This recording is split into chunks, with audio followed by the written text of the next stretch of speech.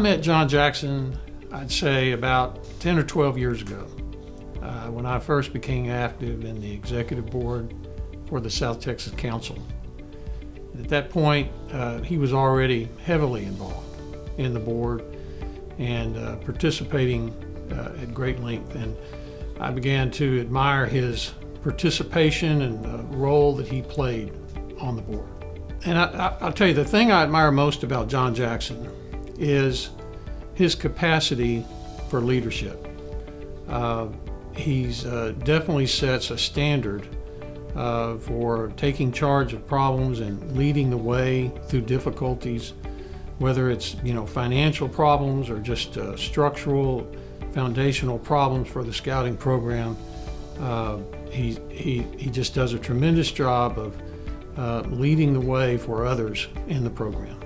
The thing about John is that he leads by example, and he's never afraid to teach us all how to push a little harder and reach a little further to reach our goals. When I think about John Jackson as a scouter and as a scout, I think of someone who came up through the program, and really, John Jackson never left the scouting program. I think he benefited from it as a youth.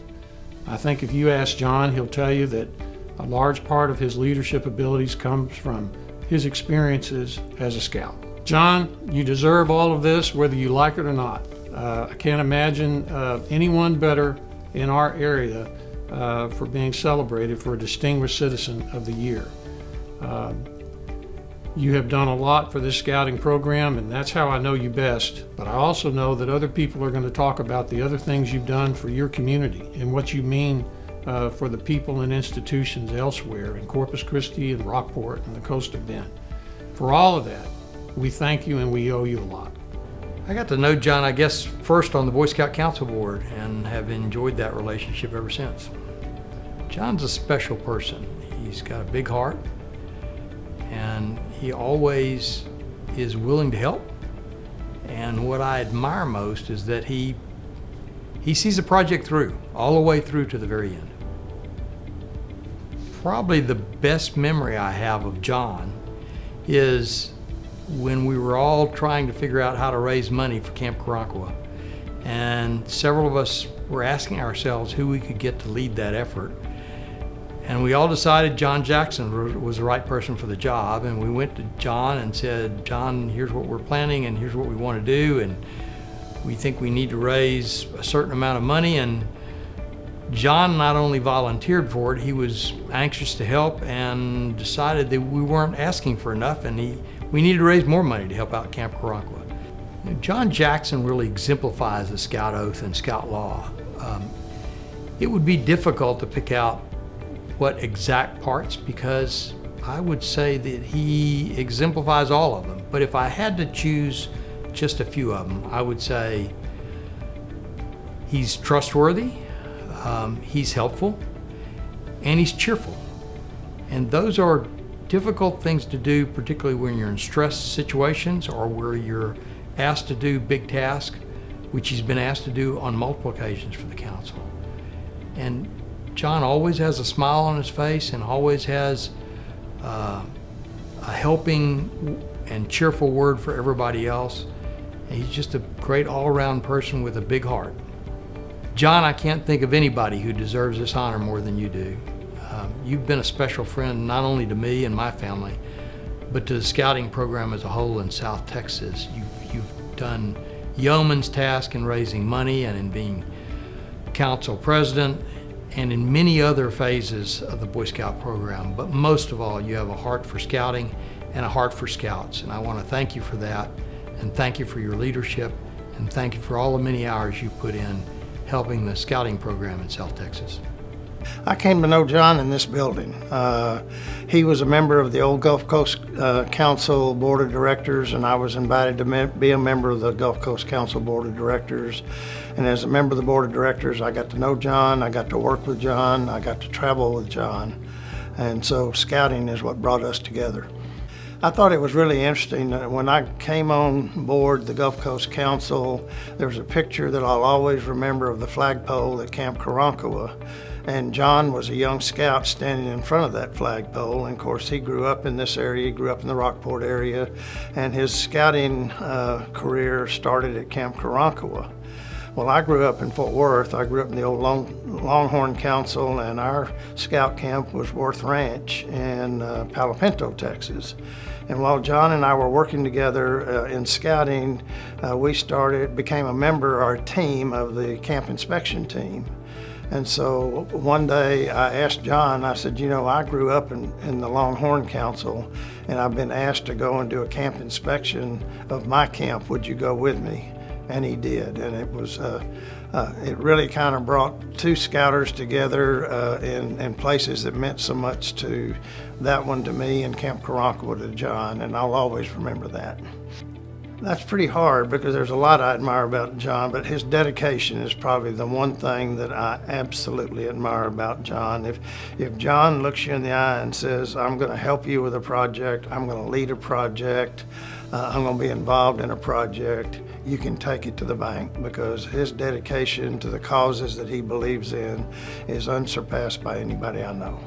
I think helpful is the one that comes to mind with me. You know, as I said earlier, if there's something that somebody needs some help with, not only in scouting, but in his community in Rockport, if you look at the Education Foundation, you look at where he went to college at Texas A&I and his involvement in the university there, you know, he always is willing to help with causes that benefits the things that are important to him. John, I can't think of anybody in the Gulf Coast or South Texas Council that I've been involved with during my time, my 68 years, as a matter of fact, in scouting, that is more deserved of this honor. I first met John, and I'm going to refer to him as Johnny because I'm talking about the 60s. And in the 60s, he was Johnny Jackson. And my first year at summer camp at Camp Karankawa, when I was probably still a tenderfoot, and I had just become a scout, and Johnny was already a staff member and really quite an iconic figure at Camp Karankawa, and quite a role model to me for many years when I was young.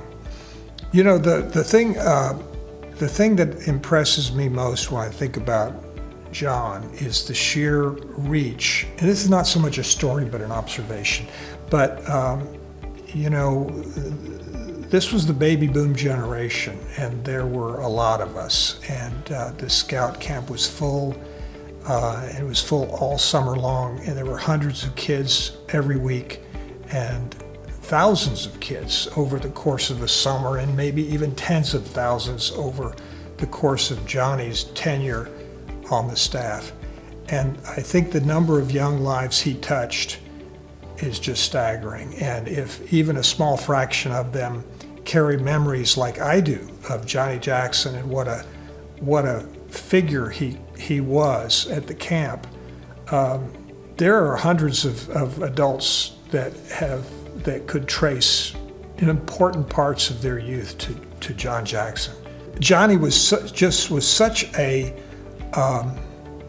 good-looking guy. I mean, I was a little kid, and he was quite a bit older and more mature and more sophisticated. And he was, from the day I met him, he was a leader in the camp, and always just the consummate scout. When I think of him, I saw him as much more of an authority figure, and the stature that he commanded to the young scouts was much beyond his age, much beyond, looking back, he was, 16, 17, and maybe in the later years when I was a staff member, maybe he was 22. But to me, he was an authority figure, and that authority came from just his integrity and what he gave to scouting. John, I don't know if you realize the reach of your impact back in the 60s and how many young people you touched. But when I try to do the math in my head, I think it's got to be thousands of young kids that you influenced in a positive way. So congratulations. This is an honor that is way deserved and way overdue. You will always represent in my mind the essence of what it is to be a good scout. Congratulations. My wife and I retired and moved to Rockport in 1996. And shortly thereafter, we were fortunate to meet John Jackson. He was helping us with our investments, and it was a pleasure to get to know him. And we discovered soon that John Jackson had a very serious interest in supporting educational growth and cultural development in Rockport. Having been born and raised in Rockport, John had many ties to Rockport, and he was very interested in doing what he could to improve it. In the year 2000, Wayne Johnson, then the superintendent of the Aransas County Independent School District, met with John and some others and challenged the group to find additional financial support for innovative educational programs and to especially help the teachers. Then in 2006, John met with myself and others and charged us with a specific goal. He asked that we raise significant funds, and when he said significant, we knew we were talking about hundreds of thousands of dollars. And these were all designated to establish an education endowment. It was the year 2000. My husband and I had just moved to Rockport when I was introduced to John. I had recently retired from working for a school district near the Houston area. John asked if the district I worked for had an educational foundation. When I responded yes and told him that the programs the foundation funded for the teachers made a significant difference in learning and teaching in the classroom. Now, for those of you that know John, you know how persuasive he is. And you also know that when he sets his mind to do something, by golly, he's gonna do it. As Ed has told you, the foundation has given away over $6.5 million since its inception. Oh my goodness, it is hard to believe that one man dropped a seed and it spread and flourished and grew like it has in Aransas County for our students and for our teachers. John, thank you so much for all you have done for our community, and most importantly, the heart of our community, our children. Thank you. I first met John Jackson when we were both about 15 years old. We'd been named Outstanding Eagle Scouts from our respective districts. I'm from Victoria, John was from Rockport, and we went to Austin, Texas, went to the Capitol, and we actually met Governor John Connally. I must say that John today is truly still an outstanding Eagle Scout. I remember back in 2009, shortly after the beginning of the Great Depression, John called me up and he said he thought this would be a great time to raise $3 million for Camp Caracqua. I don't even want to say what was going through my mind when he asked me what I thought about that, but John wouldn't take no for an answer. And through his leadership and tenacity, he not only raised that $3 million, but he raised more in subsequent campaigns. So I must say that John Jackson truly deserves this honor of being a distinguished citizen from this council. John, thank you for all that you've done. I actually knew of John before I first met him. I got involved in scouting at the ground level, working in the troop with my son Miguel when we joined Troop 162. So I wasn't very involved with council activities, but I knew John was on the council board. I had been asked at some point to consider being on the council board, and at the time I was still very much involved with the troop, weekly troop meetings and going to campouts. But then John called right before he became council president. And that's where I was introduced to the John Jackson approach. First he called me and he said, I want you to think about that. I want you to consider being on the board. I'm going to be the president next year. But don't give me an answer. I'm going to follow up with a meeting with you in person in your office.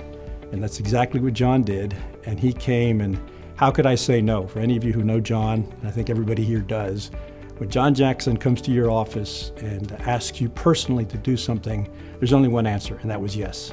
And so I got on, and it's been great serving with John on the council board ever since. John and Debbie and the entire Jackson family, congratulations on this well-deserved honor. John, you are a distinguished citizen who has contributed so much to the community, to scouting, and thank you for letting us honor you tonight, my friend. We're very lucky to have you, and enjoy the evening. I grew up in Rockport and went to high school with John, and so I've known John most of my life and have really enjoyed knowing John.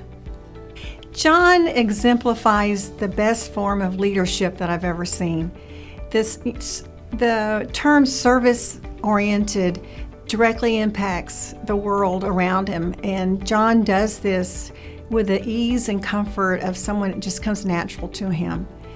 He reaches out to people and has a unique talent to bring the right people together to get a major project accomplished. Congratulations, John. You've done a great job over the last 40 years, I guess, that I've known you. You're so impressive, and you are so deserving of this recognition. Congratulations to you and Debbie for all you've done within the community. Hi, John. What a treat to be able to contribute to tonight. I've lived down here for about 15 to 20 years, and I ran into John and met him first time and his sweet wife, Debbie, at First Presbyterian Church of Rockport. As I've gotten to know John, I would characterize him as a gentle and abiding Christian. Also, John has been an important part, in a very low-key way, of many of the accomplishments that First Presbyterian Church of Rockport has been able to accomplish, either from a leadership standpoint or from a participation standpoint. John, congratulations to you, but also to Debbie, because I know she's an important part of what you've done in this life. We all appreciate it more than you can ever appreciate it. Johnny, we are all so very proud of you, your family in Texas, past, present, and now a total of 8 generations. The Bartons, the Norvalls, the Jacksons, the Porters. Among them, leaders in education, the arts, public service, community service, the church, and scouting. Mother and Daddy, your sister and your brothers, our 27 first cousins, our nieces and nephews and their children, your family, Debbie, Sarah, Colin, and your grandchildren. You and Debbie have passed on what you received, and that is all of the elements of the legacy we as a family have inherited. Way to go, bro.